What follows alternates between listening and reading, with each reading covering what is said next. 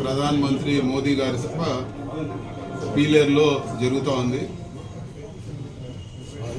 నెల్లూరులో మా ముఖ్యమంత్రి గారు చెప్పినట్లు 4% రిజర్వేషన్ మేము తీయనివ్వము, 4% రిజర్వేషన్ మేము కొనసాగిస్తాము ఎన్డీఏ ప్రభుత్వము అని చెప్పి మీరు ఈ సభలో మీరు చెప్పగలుగుతారా?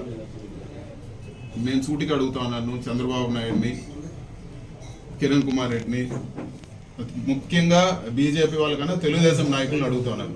మీరు మోడీ సభలో 4% రిజర్వేషన్ కొనసాగుతుంది, మీరు తెలంగాణలో దేశమంతా రద్దు చేసినా కూడా, మీరు అమిత్ షా చెప్పినా కూడా ఇక్కడ ఆంధ్రాలో మేము కొనసాగిస్తాము అని చెప్పి మీకు చెప్పే దమ్ము ధైర్యం ఉందా?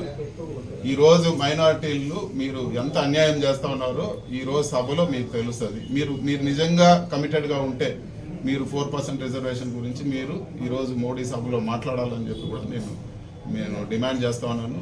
అంతేగాని మీరు అక్కడ సభలో మోడీ గారి ముందర మాట్లాడకుండా ఇక్కడికి వచ్చి మేము అది చేస్తాం ఇది చేస్తామని చెప్పినా కూడా ప్రజలు నమ్మాల్సిన పని లేదని చెప్పి కూడా నేను తెలియజేస్తా ఉన్నాను.